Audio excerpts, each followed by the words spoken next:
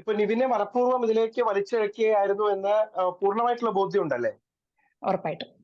ഈ പറയുന്ന ഡിസംബർ 14 എന്ന് പറയുന്നത് വർഷങ്ങൾക്ക് ശേഷത്തിൽ ഞാൻ അഭിനയിച്ച ഒരു ദിവസമാണ്. കാരണം ഞാൻ ഒറ്റ ദിവസം ഉണ്ടായിരുന്നുള്ളൂ അവിടെ. അപ്പം രാവിലെ മുതൽ ഏകദേശം ഒരു ഉച്ച വരെയും, നിയർലി ഒരു 3 മണി വരെയും ഞങ്ങൾക്ക് അവിടെ ഷൂട്ട് ഉണ്ടായിരുന്നു എന്നാണ് എന്റെ ഓർമ്മ.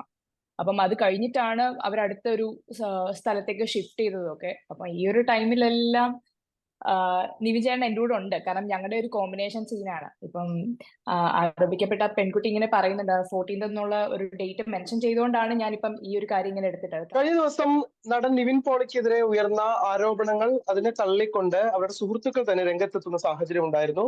വിനീത് ശ്രീനിവാസൻ അതിന്റെ തെളിവുകളടക്കം രേഖപ്പെടുത്തിക്കൊണ്ട് മാധ്യമങ്ങൾക്ക് മുന്നിലെത്തി. ഇപ്പോൾ മറ്റൊരു താരം കൂടി, അവതാരിക പാർവതി നമ്മളോടൊപ്പം ചേരുന്നുണ്ട്. അവർ ഈ ഏറ്റവും പുതിയ സിനിമയിൽ നിവിനൊപ്പം വിനീത് ശ്രീനിവാസനൊപ്പം അഭിനയിച്ച താരമാണ്. ഒരു ഇൻസ്റ്റാഗ്രാം പോസ്റ്റാണ് പാർവതി ഇതുമായി ബന്ധപ്പെട്ട് പങ്കുവച്ചിട്ടുള്ളത്. എന്താണ് പാർവതി ഇതുമായി ബന്ധപ്പെട്ട് പറയാനുള്ളത്? ഈ പറയുന്ന ഡിസംബർ 14 എന്ന് പറയുന്നത് വർഷങ്ങൾക്ക് ശേഷത്തിൽ ഞാൻ അഭിനയിച്ച ഒരു ദിവസമാണ്. കാരണം ഞാൻ ഒറ്റ ദിവസം ഉണ്ടായിരുന്നുള്ളൂ അവിടെ. അപ്പം രാവിലെ മുതൽ ഏകദേശം ഒരു ഉച്ച വരെയും, നിയർലി ഒരു 3 മണി വരെയും ഞങ്ങൾക്ക് അവിടെ ഷൂട്ട് ഉണ്ടായിരുന്നു എന്നാണ് എന്റെ ഓർമ്മ.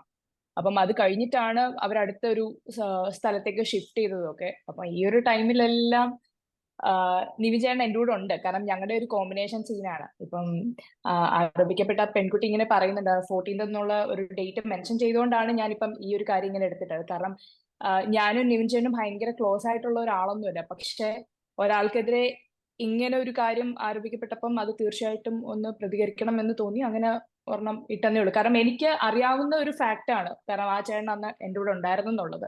അറിയാത്തതിനെ പറ്റി എനിക്ക് സംസാരിക്കാൻ ഒരു യോഗ്യതയില്ല. ഇത് പക്ഷേ സത്യമായിട്ടുള്ള ഒരു കാര്യം ആയതുകൊണ്ട് മാത്രം ആ ഒരു വീഡിയോ ഇട്ടെന്നേ ഉള്ളൂ.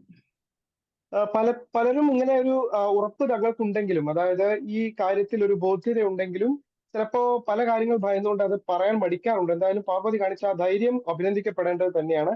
കാരണമല്ല, നിരപരാധിയായിട്ടുള്ള ഒരാളെ സംരക്ഷിക്കുക എന്നുള്ളത് അദ്ദേഹത്തിന് മാനസികമായിട്ടും അദ്ദേഹത്തിന് കഴിയുമെങ്കിൽ ഇത്തരത്തിലുള്ള പിന്തുണ നൽകുക എന്നുള്ളത് നമ്മുടെ ബാധ്യത കൂടിയാണ്. അത് തിരിച്ചറിയുന്നു. തീർച്ചയായിട്ടും. ഏതെങ്കിലും അന്വേഷണവുമായി ബന്ധപ്പെട്ട ആരെങ്കിലും പാർവതിയെ ഇതുവരെ ബന്ധപ്പെട്ടിട്ടുണ്ടോ? ഇല്ലില്ല, എന്നോട് ആരും ഇതിനെപ്പറ്റി സംസാരിച്ചൊന്നുമില്ല. ഇപ്പം ഞാൻ ഈ വീഡിയോ ഇട്ടതിന് ശേഷം ഒരുപാട് ന്യൂസിന്റെ ആൾക്കാർ എന്നെ കോൺടാക്ട് ചെയ്യുന്നുണ്ട്. ബട്ട് സ്റ്റിൽ എനിക്കും പറയാനുള്ള ഇത് മാത്രമാണ്, നമ്മൾ പൂർണ്ണമായിട്ടും ഒരു കാര്യത്തിന് മുഴുവൻ ഫാക്ടും അറിയാതെ ഒന്നിനെ പറ്റിയും പ്രതികരിക്കരുതെന്നാണ് എനിക്ക് എല്ലാത്തിലും. ഇപ്പം ന്യൂസിൽ പലതും കണ്ടത്തേക്ക് ഞാൻ ഞെട്ടിപ്പോയിരുന്നു. കാരണം പെട്ടെന്ന് നമുക്ക് വിശ്വസിക്കാൻ പറ്റിയില്ല. അന്ന് ഒരു ദിവസം മാത്രമേ ഞാൻ നിവിൻ ചേട്ടനോട് സംസാരിച്ചുള്ളെങ്കിൽ പോലും അദ്ദേഹം നമ്മളോട് കാണിക്കുന്ന ഒരു ജെന്യൂനിറ്റി ഉണ്ട്. അത് ഭയങ്കരമായിട്ട് ഞാൻ അന്ന് അപ്രിഷിയേറ്റ് ചെയ്യുകയും ചെയ്തു. ഞാനൊരു തുടക്കക്കാരിയാണ്. പക്ഷെ നമ്മളെ പോലും അത്രയും ഒരു കംഫർട്ട് സോണിൽ കൊണ്ടുപോകാൻ അദ്ദേഹത്തിന് പറ്റിയിട്ടുണ്ടായിരുന്നു. അപ്പൊ അത് വലിയൊരു കാര്യമായിരുന്നു. അപ്പൊ ഇങ്ങനെ പലതും ഇങ്ങനെ ന്യൂസ് വരുമ്പോൾ ഒക്കെ എനിക്ക് ഭയങ്കര വിഷമം തോന്നിയിട്ടുണ്ടായിരുന്നു. എസ്പെഷ്യലി നമ്മുടെ മലയാളം ഇൻഡസ്ട്രിയിൽ ഇങ്ങനെ പല ന്യൂസുകൾ കേൾക്കുമ്പോൾ ഒരുപാട് ബുദ്ധിമുട്ടുണ്ട്. ബട്ട് സ്റ്റിൽ ഇപ്പൊ ഇതെല്ലാം നമ്മൾ പാർവതി തരണം ചെയ്യും. ഷെയർ ചെയ്ത ചില കാര്യങ്ങളുണ്ട്. ഇപ്പൊ ആ ദിവസം കാരവനിൽ നിന്നെടുത്ത ചിത്രങ്ങൾ, അതെ. അങ്ങനെ എന്തൊക്കെ ഡാറ്റയാണ് കയ്യിലുള്ളത്? എനിക്കിപ്പോ തരാനുള്ളത് ഈ പറയുന്ന പോലെ ഞാൻ സ്റ്റേ ചെയ്ത ഹോട്ടലിൽ, ഞാൻ സ്റ്റാർലൈറ്റ് എന്ന് പറയുന്ന ഒരു ഹോട്ടലിലായിരുന്നു ഞാൻ സ്റ്റേ ചെയ്തിരുന്നത്. അത് 13th നൈറ്റ് ആയിരുന്നു ഞാൻ അവിടെ വന്നത്. കാരണം 14th രാവിലെ ആയിരുന്നു, ഏർലി മോർണിംഗ് ആയിരുന്നു ഷൂട്ട് പറഞ്ഞിരുന്നത്. അപ്പം ഞാൻ 13th നൈറ്റ് അവിടെ വന്നിട്ടുണ്ടായിരുന്നു. അപ്പൊ എനിക്ക് അവിടുത്തെ ഡോക്യുമെന്റ് എൻ്റെ കയ്യിലുണ്ട്. അതുപോലെ ഞാൻ കാരവാനിൽ വെച്ച് ഞാൻ ഷൂട്ട്, ഞാൻ പൊതുവെ എല്ലായ്പ്പോഴും ഞാൻ എപ്പം ഡ്രസ്സപ്പ് ചെയ്താലും ഞാൻ ഇങ്ങനെ വീഡിയോസും ഫോട്ടോസും ഒക്കെ എടുക്കാറുണ്ട്. ഇപ്പം ഞാൻ ഇത് കറക്റ്റ് ആയിട്ട് ഞാൻ ഡിസംബർ 14 എനിക്ക് ഒറ്റ ദിവസം ഷൂട്ട് ഉണ്ടായിരുന്നു. കറക്റ്റ് ആയിട്ട് ഡിസംബർ 14th ഞാൻ എടുത്ത ആ ഒരു ഔട്ട്ഫിറ്റിന്റെ എല്ലായിരുന്നു ഞാൻ ഇട്ടിരുന്നത്. ഇപ്പൊ നിവിനെ മനഃപൂർവ്വം ഇതിലേക്ക് വലിച്ചിഴക്കുകയായിരുന്നു എന്ന് പൂർണ്ണമായിട്ടുള്ള ബോധ്യം ഉണ്ടല്ലേ? ഉറപ്പായിട്ടും. അത് താങ്കളുടെ കയ്യിലുള്ള വിവരങ്ങളുടെ പശ്ചാത്തലത്തിലാണോ അതോ മറ്റ് വിവരങ്ങളുടെ അടിസ്ഥാനത്തിലാണോ? 14th എന്നുള്ള ഒരു ഡേറ്റിന്റെ ഇത് വെച്ചിട്ടാണ് ഞാൻ ഈ പറയുന്നത്. കാരണം പുള്ളിക്കാരി എടുത്തെടുത്ത് 14th എന്നുള്ള ഒരു ഡേറ്റ് പറഞ്ഞുകൊണ്ട് മാത്രം ഞാൻ ഇത് പറഞ്ഞതേ ഉള്ളൂ. ഇപ്പൊ അത് ഏതെങ്കിലും അന്വേഷണ ഏജൻസികൾ ഇതുമായി ബന്ധപ്പെട്ട് പാർവതിയോട് ഈ കാര്യം ചോദിക്കുകയാണെങ്കിൽ അത് അവർക്ക് വിവരങ്ങൾ കൈമാറാൻ തയ്യാറാണോ? പിന്നെന്താ, എനിക്ക് അത്രയും ബോധ്യമില്ലാത്ത ഒരു കാര്യത്തിൽ ഞാൻ ഇടപെടാറില്ല. ബാക്കിയുള്ള കാര്യങ്ങളിലൊന്നും ഞാൻ ഒന്നിനും ഒരു കോമന്റ് പോലും പറയാതിരുന്നെന്ന് പറഞ്ഞാൽ എനിക്ക് അതിനെപ്പറ്റി അറിയില്ല.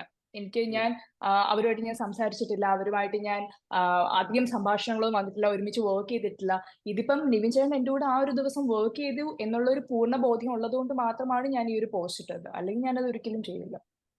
Thank you. വളരെ നന്ദി പാർവതി ഈ വിഷയത്തിൽ പ്രതികരിച്ചത്. Thank you.